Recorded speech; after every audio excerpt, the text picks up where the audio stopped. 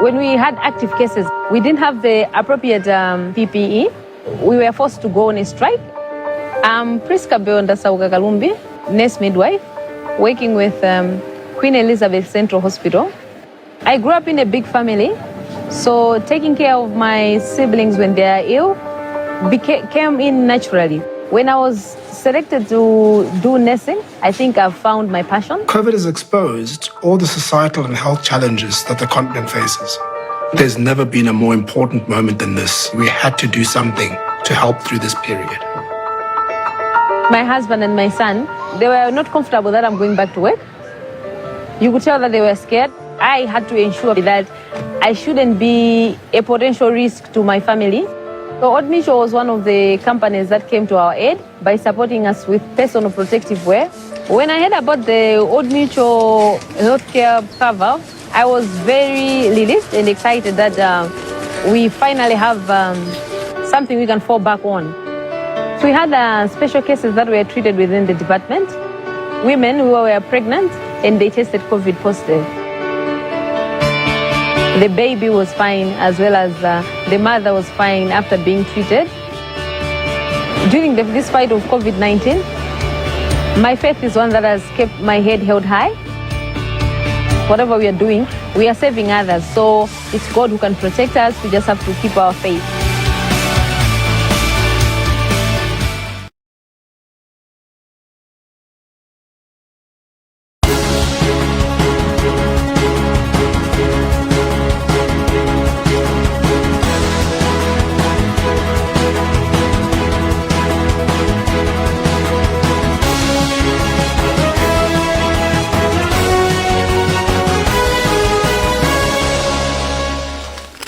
Hello and thanks for joining us tonight. You're with me, Robert Kalua. Let's have a look at the top stories.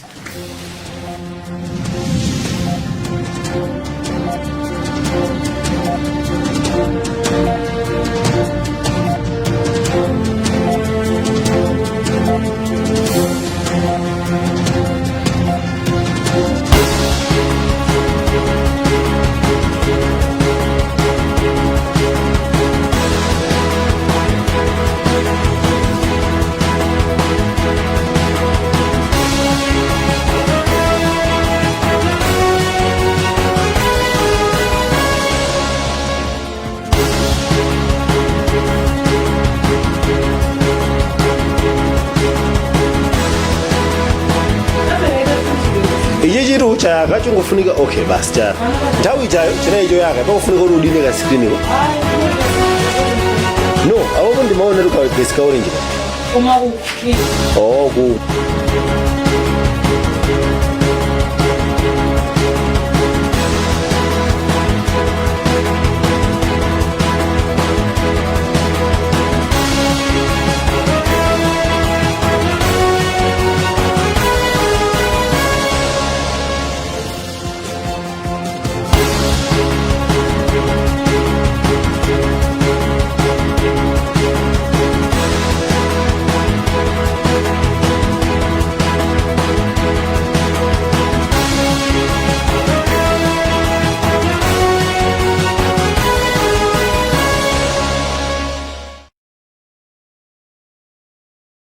And let's have a look at the headlines once again.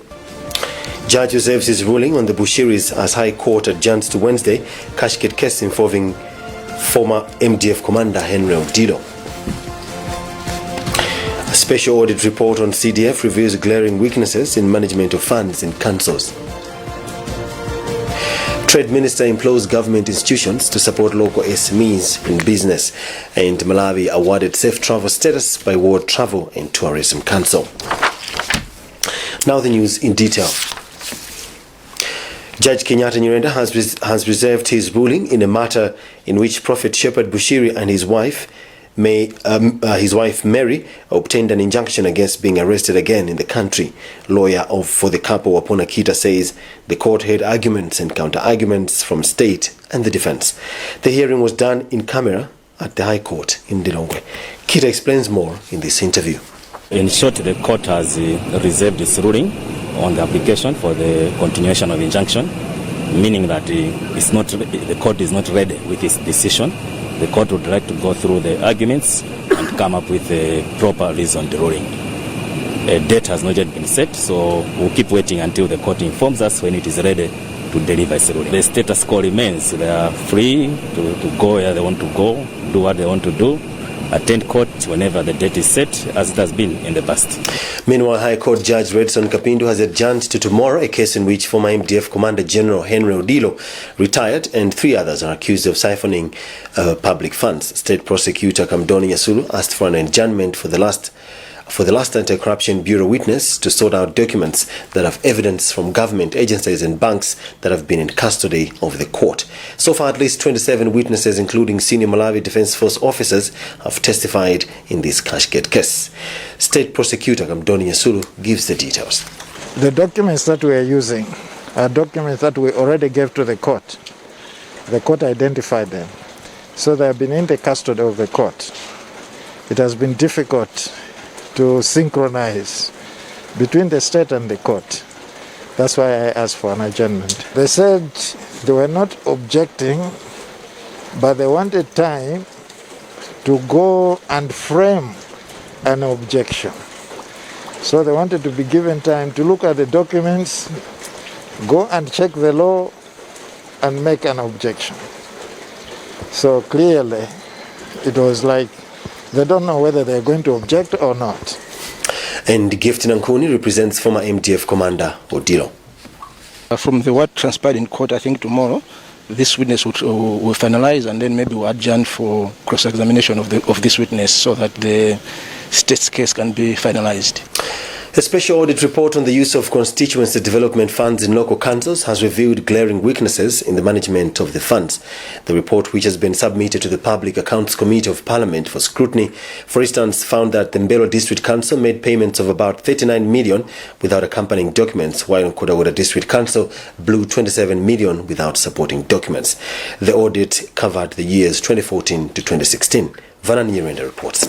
The special audit on use of constituency development fund at local councils, which was sanctioned by the Secretary to Treasury, was done by the Central Audit Unit and covered transactions in 16 councils for the period 2014-2015 and 2015-2016 financial years, where 1.9 billion kwacha had been allocated to the said councils. Among others, the report, which was submitted to the Public Accounts Committee of Parliament for scrutiny, revealed that councils do not follow laid-down procedures and guidelines in the use of CDF, where most payments are made without accompanying documents or projects implemented without proper identification processes. For example, the 20-page report which Zodiak has seen cites the Mbelo District Council as having made payments of 37 million kwacha of CDF without accompanying documents, and the Nkhotakota District Council, which blew 27 million kwacha with no supporting paperwork.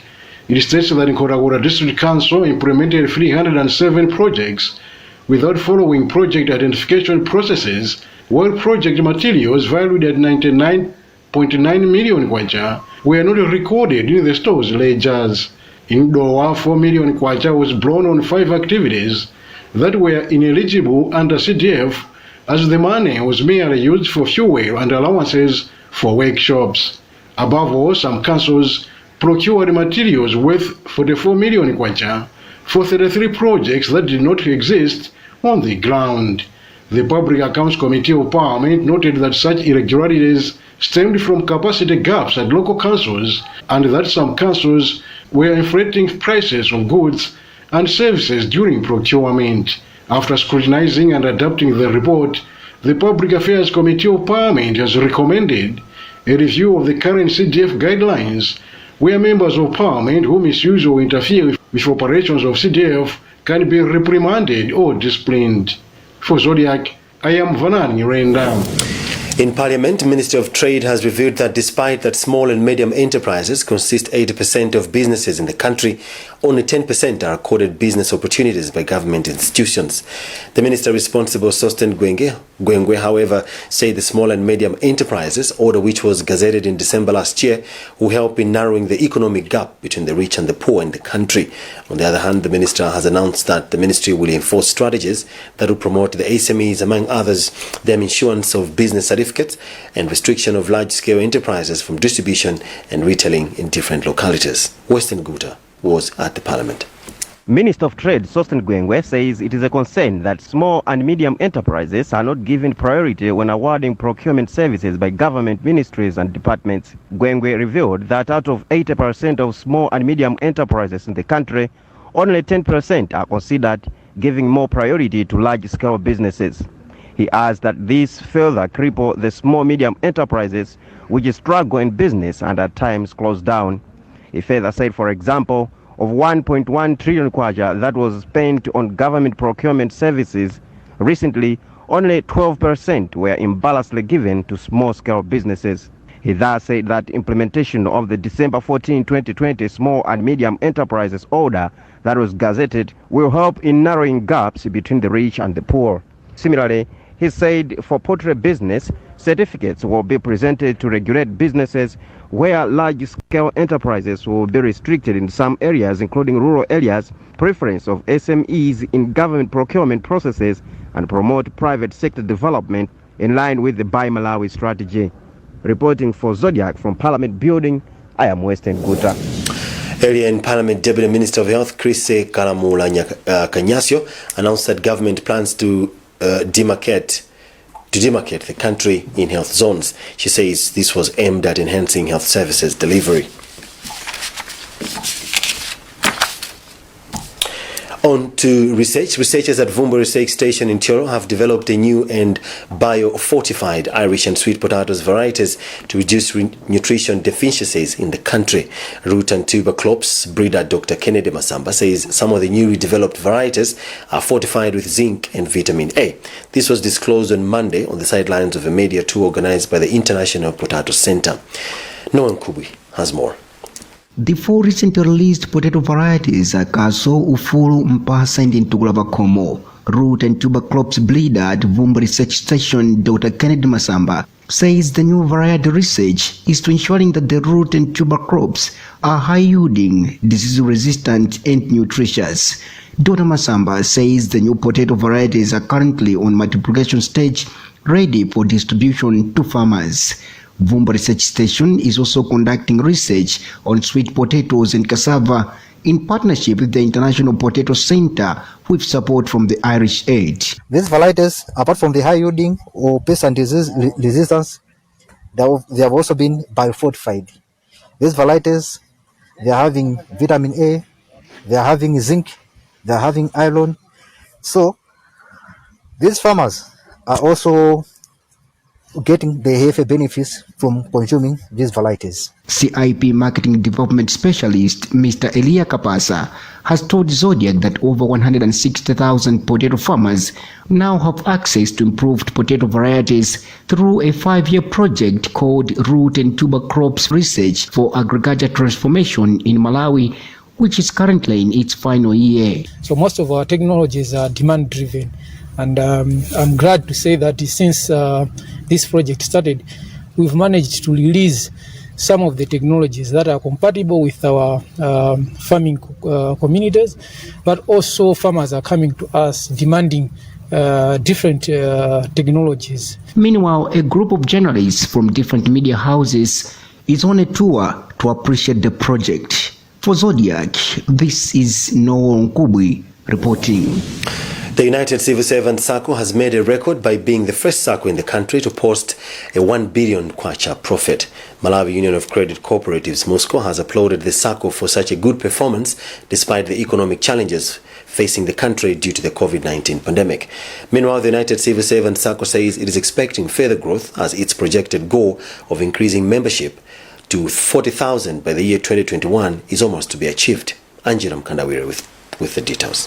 Out of over 40 savings and credit cooperative organizations, SACCOs in the country, United Civil Servants SACCO has become the first SACCO to post a 1 billion kwacha profit in the financial year ending December 2020. This comes at a time where most businesses have slowed down due to economic effects of COVID-19 pandemic affecting both loans and savings portfolios. However, United Civil Servants SACCO board chairperson Amon Zalilo Moyo says this has been achieved from what the organization projected in the year 2017, which was to increase its membership to at least 40,000 by the year 2021, and that the mark has almost been reached. This time around we have 35,494 members, but because of the COVID, we haven't been able to go out and mobilize more, members.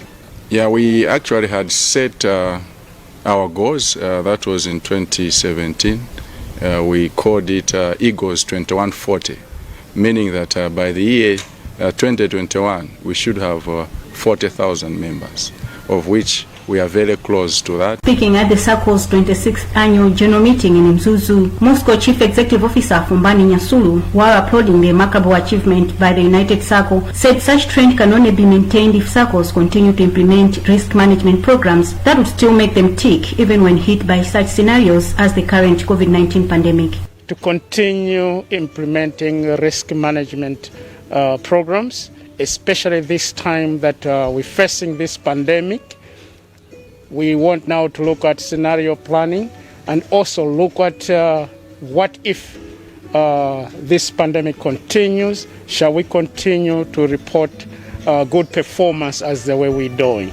So that requires a lot of planning, a lot of strategic thinking, and that's what exactly we're advising the SACCO.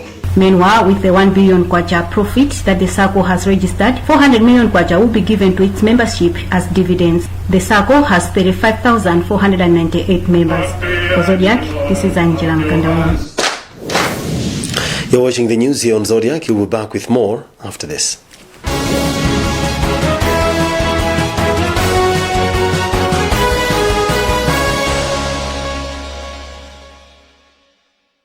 Do you know, here at Lilongwe Water Board, we have in place a 24-hour call center just for you, our customers.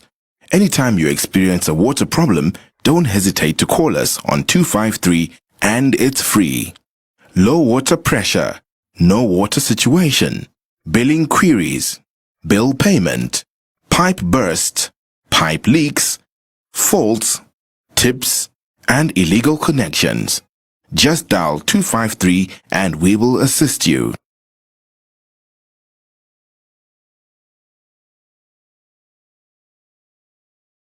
If there's one thing that all soaps do, it's wash. From buckets to basins, bathrooms to streams, and everything in between. All soaps wash. Yes, but Protex is different. Its reinvented formula with flaxseed oil boosts your skin's natural anti-germ defenses by 10 times more, protecting you against 99.9% of germs. So what keeps us healthy? Protex! Good health starts here.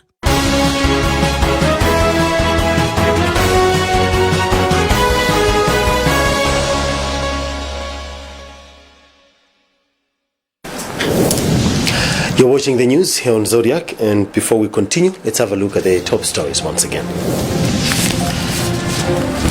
Judge reserves his ruling on the Bushiris and High Court adjourns to Wednesday cashgate case involving former MDF commander Henry Odilo. Special audit report on CDF reveals glaring weaknesses in management of funds in councils. And Trade Minister implores government institutions to support local SMEs in business. In Malawi, awarded safe travels status by World Travel and Tourism Council. Moving on with the news, Malawi has been awarded a safe travel status by the World Travel and Tourism Council to the delight of authorities who see this as a lifeline to the tourism industry in the face of the COVID-19 pandemic. Spokesperson in the Ministry for Tourism, Sarah Njanji, admits the industry has been severely hit by the pandemic as tourism establishments have scaled down operations. She says about 60 billion kwacha and 33,000 jobs have been lost in 2020 alone. Andrew Viano has filed a report. COVID-19 continues to negatively affect economic development in the country. The tourism sector is among the worst hit. This follows travel restrictions that were imposed globally to curb further spread of the pandemic. Its impact in Malawi has been loss of revenue in excess of 60 billion kwacha. Over 33,000 jobs were also lost in just the first quarter of 2021. But the industry now finds a solace in the award by the World Travel and Tourism Council of Malawi as one safe destination for tourists. Spokesperson for the Ministry of Tourism, Sarah Njanji, says this is a heavy boost to Malawi. What the stamp does is it gives the tour operators and other operators in the tourism industry leverage, because the stamp is like a seal of approval, and also at the same time giving confidence in the destination, so that those that are planning to come and visit the country, and also locally those that are going to be traveling within the country, are assured that the places that they are visiting have put in place measures that are matching with other standards that are there globally. Meanwhile, economic expert Mibawa Tobias has called on authorities to devise means that will make Malawi attractive to rake in more revenue. We have to look at what is it that can be a niche for Malawi, and then we would actually maximize on that particular issue. How do we influence someone to dip into his or her pocket, to give us their forex, and then by the time they go, we have collected from those who visit our country as much as we can. Tourism rakes in about 7% of the Malawi's gross domestic product, GDP. Authorities have temporarily closed the Bingu National Stadium Isolation Center following a decline in COVID-19 admissions. Kamuzu Central Hospital KCH Director Dr. Jonathan Ngoma has told Zodiak this morning that at the moment there are only 9 patients that have been admitted at KCH, hence the closure of the facility to avoid costs. He says one patient requires at least 1 million kwacha in a week to be treated at the facility. Bingu Stadium was used because KCH could not afford the numbers that we had accumulated in January. And over the past few weeks, the numbers have gone drastically down to such an extent that we're having about 9 patients at Bingu, which didn't make economic sense to have 9 patients in a 200-bed facility, when at KCH we have a facility which can accommodate 20-plus patients.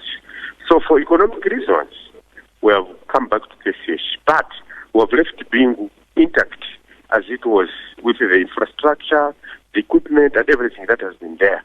That in case the numbers go high again, we'll go back there again. During the time we're at Bingu, per week, we're spending 1 million kwacha per patient. To education now, the Malawi University of Science and Technology MUST says it's facing challenges in ensuring that all students have access to modern gadgets at the university, as out of 3,000 planned gadgets, they only have managed to make available 500 gadgets.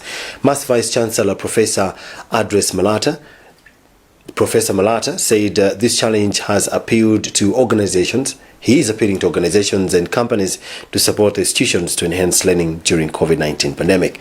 She made the appeal on Monday when FDH Bank donated 3 million kwacha to the university to support the campaign. Professor Malata.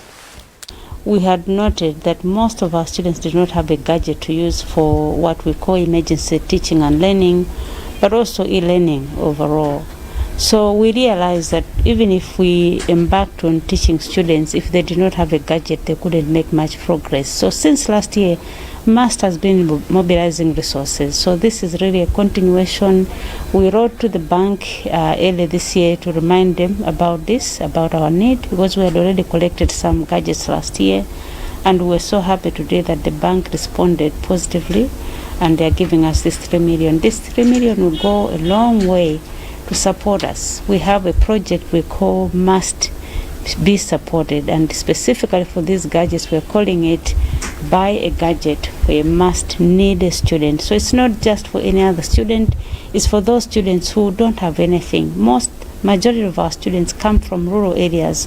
They come from areas where parents cannot afford a gadget, and we cannot afford to let a student drop out of school because they cannot afford a gadget to learn. And so we can't move forward if students don't have gadgets, and that's why we've embarked on this project. And we're happy today that FDH Bank, who are our partners, we have partnered in many ways for over the years, and that they have responded positively. On behalf of the university, I want to say thank you to FDH Bank.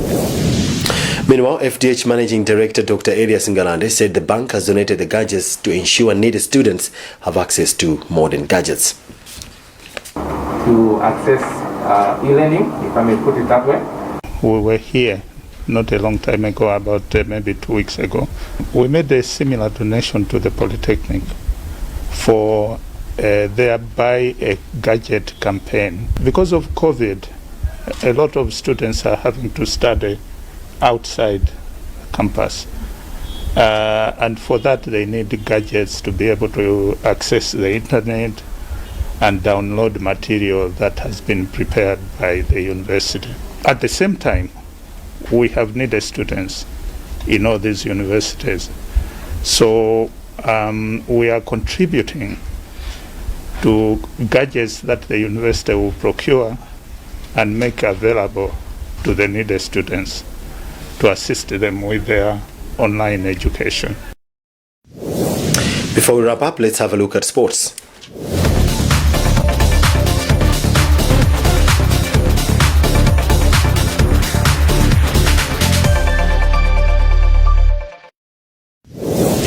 Super League of Malawi Sulom has today commenced mandatory testing of players and football officials with a resumption of sports activities imminent. Sulom Vice General Secretary Zakaria Nyirenda hopes that the exercise will cement their position for government to announce the resumption.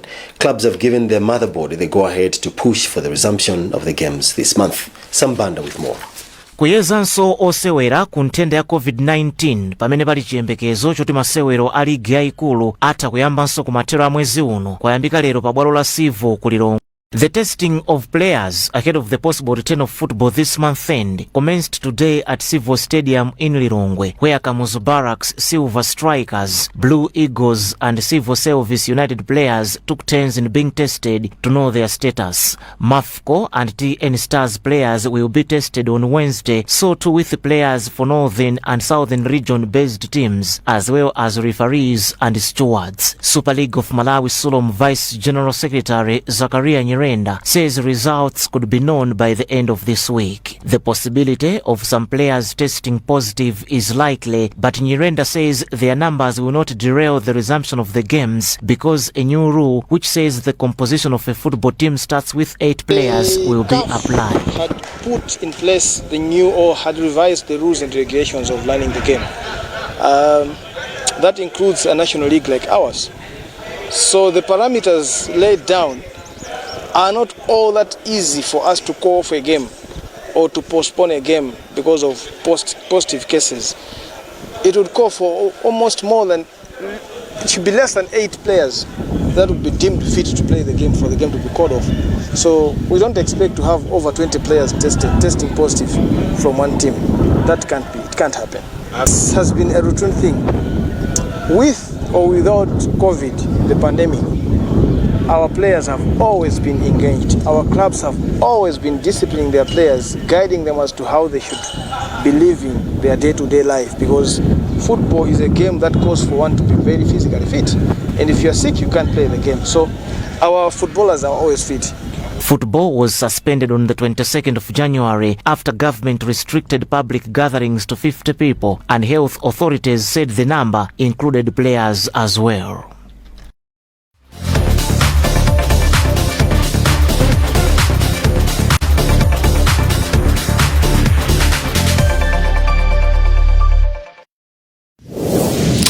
That's it for now. Let's take another look at the headlines before we leave. Judge reserves his ruling on the Bushiris and as High Court adjourns to Wednesday cashgate case involving former MDF commander Henry Odilo. Special audit report on the CDF reveals glaring weaknesses in management of funds in councils. Trade Minister implores government institutions to support local SMEs in business.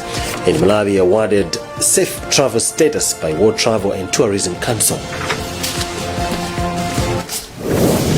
Visit our website, zodiacmalawi.com, for more news. If you are in the target groups for the first phase of COVID-19 vaccine, please go for a jab without fail. You could save your life and that of others. My name is Robert Kalua. Thanks for watching.